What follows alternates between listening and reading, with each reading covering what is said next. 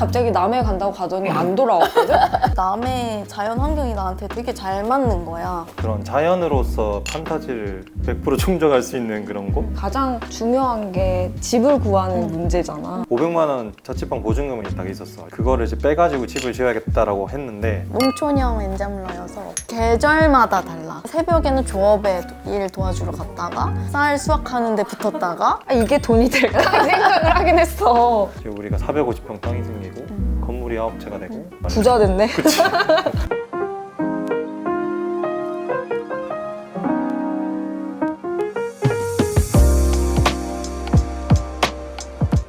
안녕 요것들. 나는 사실 꿈이 어디서든 살아보고 어디에서든 일할 수 있는 거거든? 하는 일이 자유로우면 어디든 살아볼 수 있잖아. 그래서 요즘에는 일의 환경도 좀 그렇게 만들어 보려고 노력 중이야. 다른 나라에서도 좀 살아보고 싶고 또 국내에도 베이스 캠프가 있으면 좋겠더라고. 근데 그게 꼭 서울일 필요는 없잖아. 그래서 자연과 가까운 평화로운 시골 마을에서 살아보는 거 어떨까? 이런 상상을 해봤거든? 너무 좋을 것 같은데 한편으로는 걱정되는 부분도 많은 거야. 그래서 오늘은 그런 걸 먼저 경험해본 친구들이랑 좀 얘기를 해보려고 하거든? 시골살이의 환상과 현실 사이에서 대안을 찾아본 그런 친구들이랑 정말 살아볼 만한지, 그럼 어떻게 살아야 하는지 이런 이야기들을 들어보려고 해. 그럼 오늘의 게스트를 한번 불러볼까? 어서 와! 반가워. 여기 앉아. 그렇구나. 그러면 우리 요것들한테 인사해줘. 안녕, 난 남해에서 온 린지라고 해. 안녕, 나는 남해에서 5년째 살고 있는 유지양이라고 해. 반가워. 반가워.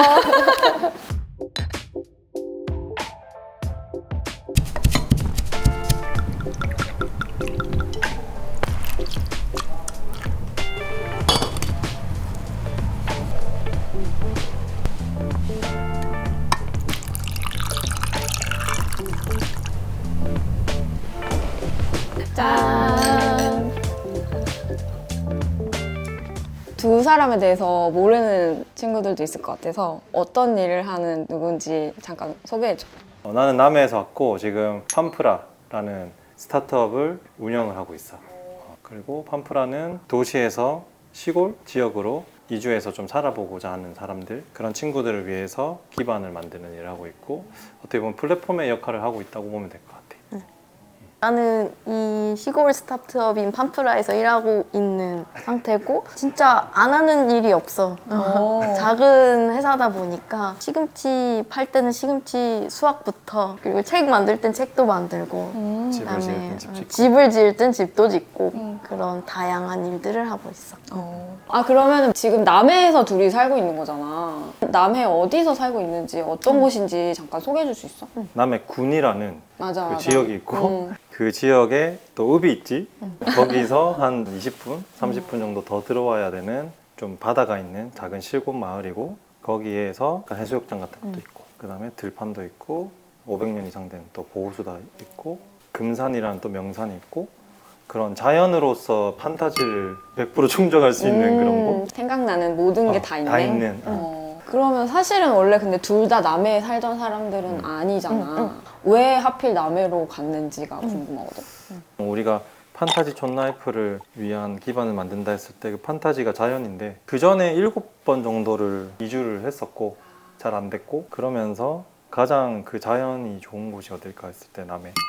린지는 원래 수원 사람이잖아. 맞아. 어느 날 갑자기 남해 간다고 가더니 안 돌아왔거든? 그래서 왜 갔고 왜 아직도 돌아오지 않고 있는 건지 궁금한데. 나도 돌아올 줄 알았어. 원래 나는 수원에서 태어났고 수원을 떠나본 적이 없었어. 30년 동안. 내가 그때 그냥 개인적으로 외국의 타이니하우스에 되게 관심이 많았었어. 나중에 그냥 나는 작은 집 지으면서 좀 살고 싶다 이런 이야기를 친구들한테 막 했었거든. 그때 그래서 다른 친구가 남해에서 집 짓기 워크숍을 하는데 한번 가봐라 이렇게 소개를 시켜준 거야. 근데 그 친구는 못 가게 되고 이제 나만 가게 된 거지. 그 그래서 워크숍을 지황이 열었던 거구나. 한 달 정도 워크숍을 참여를 했는데 그 남해 자연 환경이 나한테 되게 잘 맞는 거야. 그때 이제 집짓기 워크숍이 끝날 때쯤 이 친구들이 팜프라촌이라는 거를 준비를 하고 있었는데 좀 같이 합류해서 해볼래? 해가지고 그래 그럼 조금만 더 있다 가볼까? 이런 생각으로 그게 이제 5년이 돼서 아직 돌아오지 5년이나 됐네. 근데 이제 남해에서 그 워크숍을 열기 전에 그 스토리도 있다고 들었거든. 세계 여행을 했고 그걸로 다큐멘터리가 나왔었던 걸로 알고 있는데 어떤 얘기인지 궁금하거든. 20대 초반에 배낭여행을 다니다가 집 없는 친구들을 많이 만났고 그 친구들이 어떻게 하면 좀 더 나은 삶을 살 수 있을까를 되게 고민했었어. 이 아이들을 위한 일을 해야겠다라고 그냥 선언을 했던 것 같아. 그냥 결국은 먹을 거하고 보호받을 수 있는 공간하고 교육을 받아야 되지 않을까. 그러면서 농사를 지어야겠다. 그래서 농촌을 갔어. 그 다음에 내가 건축 쪽으로 가서 집을 짓는 기술을 익히고 커리큘럼을 만들고 교육을 해야겠다 라고 생각을 한 거지. 농촌 마을들을 한 바퀴를 돌아봤어. 그래서 기반이 없고 부모님이 농사 안 짓는데 정착한 친구들이 있을까 해서 찾아봤는데 한 명도 없더라고. 그때 이제 이게 정말 어려운 일이구나. 내가 국제협력기구에 가서 일을 하는 것보다 이 농촌에 들어가서 내가 기반을 만드는 게 더 어려운 일일 수도 있겠다. 그러면서 이제 세계 여행을 기획을 했지. 일단 일본, 호주, 동남아, 인도, 그 다음에 유럽의 여러 국가들을 다녔는데 다른 나라는 어떻게 하고 있나 그걸 보기 위해서. 어땠어? 대안이 있더라고. 그래. 대안을 확실히 봤는데 문제는 개인이 풀어낸 게 아니라 사회 제도적으로 시스템적으로 풀었더라고. 뭐 예를 들자면 농부는 어떤 공공의 일자리다 라고 여기고 그거를 다 마련해 준다든지 그런 걸 보고 와서 30이 됐고 그러면서 이런 제도가 없어서 내가 시작할 수 없다는 거에 대해서 불만 불평을 하기에는 이미 어른이 된 것 같다 라는 생각이 딱 들어버린 거야 그때. 그래서 내가 그 시스템과 구조를 만드는 일을 해야 되겠다 라고 그러면서 팜프라를 만든 거지. 남해 둘 다 이제 5년 차가 됐는데 살아보니 어떤지 궁금하거든. 일단 도시랑 다른 점은 인적이 드물어. 근데 나중에 보니까 기준점이 달랐던 거지. 그러니까 우리는 뭐 8시, 9시 이렇게 나와서 활동을 시작하면 농촌의 경우에는 새벽 3시, 4시 이렇게 조업을 나가시고 7시 전에 일을 마무리를 하시더라고. 이미 끝나는 거야? 퇴근이야? 그러니까 나는 이제 일하러 나가볼까 하면 이제 다들 쉬는 시간이신 거지. 그래서 이런 기준점이 되게 다르다? 그리고 자연이 되게 큰 것 같아. 사람을 만나는 것보다 자연을 만나고 동물을 만나는 일들이 더 많아서 예전에 도시 살 때는 내가 되게 한적한 데 산다고 생각했고 조용한 동네에 산다고 생각했는데 수원에 있는 집을 갔는데 그 공간이 너무 시끄럽게 느껴지는 거야. 내가 도시에 살기 위해서 내 감각들을 좀 누르고 살았구나? 닫고 살았구나 이런 것들을 많이 느꼈어. 그리고 반대로 남해에 살면서 되게 여러 가지 감각들을 좀 오픈해놓고 살아도 자극이 없다 보니까 내가 더 보려고 하고 느끼려고 하고 이렇게 감각이 더 열리는 것 같아. 그러면 일단은 시골에 가서 살아볼까? 라고 생각했을 때 가장 중요한 게 집을 구하는 문제잖아. 처음에 린지가 여기 꼬셔서 온 게 집 짓기 워크숍을 그치. 하면서였잖아. 근데 보니까 지황이 막 보증금 500만 원으로 집 짓기를 하겠다 그치. 막 이런 프로젝트를 처음에 했었다고 들었어. 내가 아까 30에 그 여행을 마치고 왔다고 했잖아. 근데 2년 정도 텐트 생활했어 우리가. 아 진짜? 왜냐면 농촌에 찾아가서 일을 돕고 하면 집이 없단 말이야. 그러니까. 똑같잖아. 그래서 집이 너무 갖고 싶은 거야. 그치. 내 집을 지어야겠다. 그리고 그 집이 지역살이를 꿈꾸는 친구들을 위한 집이었으면 좋겠다라고 생각했고 그래서 500만 원 자취방 보증금이 딱 있었어. 그거를 이제 빼가지고 집을 지어야겠다라고 했는데 한 건축가님이 내가 1,000만 원 투자해 줄 테니까 한번 해보자 하셔가지고 그 집 짓기 프로젝트를 시작했고 그렇게 하면서 첫 번째 집을 지었고 그 집은 내가 2년 반을 살았어. 그리고 창업을 거기서 했어. 거기서 살다가 이제 이렇게 남해로 넘어온 거지. 그 이후로 또 한 7채 정도 더 짓고 이 집은 이동식 주택이야. 6평에. 그러고 집짓기 워크숍을 통해서 집을 만들었어. 다 같이 모여서. 지어보니까 어때? 지을만 해? 참여자 입장으로 얘기를 하면 3일째 되는 날 나 일주일도 못하고 가겠구나 생각했어. 나는 컴퓨터 앞에서 작업을 하던 사람인데 떼양볕에서 하루 종일 밖에서 이걸 작업을 하고 있으니까 체력 안 맞아, 돼서 맞아. 못하겠다 싶은 거야. 근데 사람이 참 신기하게 적응을 하더라고. 아, 그래? 그때 워크숍 참여 같이 했던 사람들이 거의 다 여성이었어. 남자는 아, 한 진짜? 명이었거든. 그래서 나는 나중에 그냥 여성들 작업자들만 데리고 집 짓는 워크숍을 해보고 싶다. 항상 친구들한테도 얘기를 하거든. 진짜 한 5명 정도 되는 여성 멤버들로만 구성해도 집을 지을 수 있겠다. 이렇게 생각을 했어. 지을 수 있어. 직접 집을 짓는 워크숍도 했다고 하지만 보통은 짓는 것보다 이제 집을 구해야 될 텐데 보통은 어떻게 집을 구해? 이제 이장님 이장님 통해야 되는구나. 누구 집이 비어 있고 뭐 이런 걸 다 아시니까 그쪽이 제일 빠르고 뭐 읍이나 이런 시티 거기는 이제 좀 부동산이나 아니면 이제 원룸이나 이런 아파트나 이런 게 있기 때문에 그렇게 좀 거래가 되고 오프라인은 진짜 입소문을 내야 되는 것 같아. 내가 집을 구하고 구하고 있다. 있다고 하면 있다라고 해야 되는 것 같아. 그러니까 온라인 같은 경우에는 이제 군청 사이트에 게시판 같은 데들이 잘 되어 있어. 활성화가 되게 많이 되어 있거든. 그렇구나. 당근마켓 같은 그렇구나. 맞아. 그래서 매물도 거기에 진짜 많이 올라오고 일거리들도 다 그 플랫폼을 그렇구나. 통해서 올라오고. 배도 올라고 대박. 경운기도 올라오고 맞아. 어쨌든 그런 식으로 집은 해결이 됐잖아? 근데 또 중요한 거는 이제 거기서 계속 살려면은 먹고 살 궁리를 해야 되는데 어떤 걸 했어? 가장 먼저? 뭐 농사도 짓고 옷도 팔고 집도 팔고 목공 작업에서 교보제 같은 것도 팔고 그다음에 뭐 용역 사업 농촌 체험 프로그램 같은 것도 하고 소셜 다이닝 뭐 이런 거 다 기획해서 해봤던 것 같아.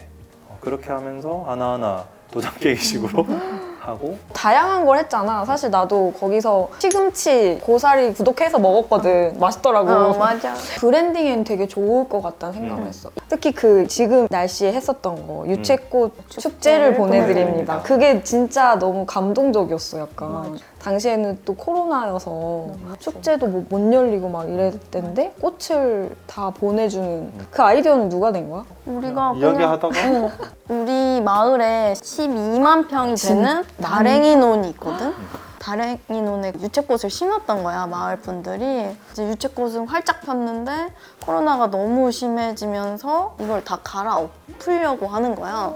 그래가지고 이거 너무 아까운데 해가지고 친구들한테 보내줄까? 이렇게 하다가 그냥 우리 원하는 사람들한테 프로젝트 보내는 걸 해보자 해가지고 그냥 진짜 빨리 포스터 만들고 SNS에 올렸어. 근데 진짜 반응이 너무 폭발적이어서 수익률도 사실 우리가 그 프로젝트가 제일 좋았거든. 진짜 그 발상 자체가 너무 요즘 것들스러운 그런 느낌이었던 것 같아. 그 유채꽃은 나는 그 이야기가 되게 좋았는데 그 한 어머니가 매년 애랑 이렇게 유채꽃을 보러 왔었대. 근데 그 애는 못 와가지고 우리 거를 주문을 했더라고. 근데 그게 그 아이의 그 영전 사진 앞에 이렇게 놓는 걸로 대신할 수 있었다고 되게 고맙다고 하더라고. 우리가 판매한 것들 중에 맛있게 먹었어요, 좋았어요 요 정도가 아니라 약간 고마워요 라는 피드백을 받았던 프로젝트였던 것 같아. 그건 진짜 상품을 판 게 아니라 마음을 보내주는 그들의 느낌. 추억들을 보내준 거였던 것 같아. 맛은 있고 되게 좋았는데 받으면서도 이게 돈이 될까 생각을 하긴 했어. 일단 개인이라면 어느 정도까지 먹고 살 수 있는 것 같아. 근데 이제 회사가 되면 그러니까. 이제 그 이상의 돈을 벌어야 되기 때문에 그 많은 해본 것들 중에서 중에서 추려가지고 이제 수익화하려고 하고 있어. 우리는 지금 일주일 동안 촌살이를 경험해 볼 수 있는 거, 그 다음에 카페 겸 스토어, 그 다음에 작은 공방. 그래서 거기서 여러 가지를 제작하거나 아니면 자립 기술을 익힐 수 있는 거. 3년 전에 500만 원 있을 때 있잖아. 처음 창업할 때도 자본금 100만 원이 없어서 되게 전전긍긍했거든. 근데 이제 우리가 450평 땅이 생기고 건물이 9채가 되고 부자 됐네. 그치? 작은 집입니다. 부자가 될 거야. 근데 거기에 있는 또 다른 청년들도 있다고 그랬잖아. 음. 그 사람들은 또 어떻게 먹고 살아? 미용실도 있고 안경점도 있고 카페, 식당, 책방 자영업을 많이 하는 거야. 그런 자기 창업을 한 친구들이 다 있고 아니면 아예 프로 엔잡러, 농촌형 엔잡러여서 쓰리잡. 어떤 게 있어? 농촌형 엔잡러는 뭘 그러니까 해? 계절마다 달라 그 친구는. 남해는 어업도 있다 보니까 새벽에는 조업에 일 도와주러 갔다가 이제 쌀 수확할 때는 쌀 수확하는 데 붙었다가 본업은 이제 영상을 찍는 일을 또 쭉 진짜? 하고 음악하는 친구들은 이제 마을에 있는 작은 학교들에서 음악 선생님을 한다거나 아니면 마을 어른들한테 뭐 기타를 알려준다거나 이런 일들도 공연도 하고 아니면 아예 이제 서울이랑 남해를 오가면서. 오가면서 사무실 두 개를 둬서 왔다 갔다 하면서 일을 하는 친구들도 있고. 되게 다양하다. 음. 프리랜서가 뭔가 오히려 좋을 수도 좋을 수 있겠다. 있지. 맞아. 서울에서는 되게 빡빡하잖아. 너무 경쟁도 치열하고 내가 여기서 아무리 열심히 해봤자 1등은 못 될 것 같고 맞아. 그런 면에서 내 가게를 갖고 싶거나 뭔가 해보고 싶은 사람들이 가서 해볼 만한 기회의 땅일 수도 있겠다? 당연히 현실적인 부분도 맞아, 많겠지만 맞아. 일단은 거기서 좀 살아볼 수 있는 프로그램도 있나요? 우리도 하고 있고 남해에서 계속 한 달 살기나 이런 것들을 계속 요새는 지자체별로 그런 살아보기 프로그램들이 많아서 그런 걸 통해서 해도 되고 아니면 요새는 지역에도 청년 팀들이 많아서 그런 팀들이 운영하는 공간에 사실 가보거나 아니면 지역 청년센터 같은 데 가봐서 이런 거에 관심 있다 하면은 또 다른 그 지역에서 활동하는 농업팀들을 또 연결을 해줄 거야. 그런 단계들을 거쳐보면 좋을 것 같아. 정 그런 걸 찾기 힘들면 일단 우리를 찾아가지고 우린 그런 일을 하고 싶은 사람들이니까 일단 남해 살아보고 싶은 마음이 드는 사람도 있을 거야. 그런 사람들한테 해주고 싶은 말 있어? 일단 시도해봐라. 나는 시도했고 생각보다 잘 맞았고 그래서 계속 살고 있는 거고 근데 시도했는데 나는 남해에서 사는 게 어느 지점이 맞지 않아서 뭐 다른 지역으로 가거나 아니면 도시에 갔다 다시 지역으로 돌아올 생각을 하는 친구도 있고 아니면 나는 조금 더 도시에 살면서 농촌을 왔다 갔다 하는 삶이 더 맞겠다 이렇게 좀 판단하는 그런 경험들을 바로 실행하면 좋을 것 같아. 해보지 않으면 그 다음 스텝을 못 가는 것 같아. 찾아보면 다 막 부정적인 것들을 많이 보잖아. 동남아 여행을 처음 가려고 했을 때도 소매치기를 당했다. 이런 것들만 맞아, 보고 맞아, 가니까 맞아. 너무 힘들었거든. 맞아, 근데 맞아. 전혀 못 만든단 말이야. 그런 것처럼 일단은 그 시도를 해보는 거 그거밖에 없는 것 같아. 그렇구나.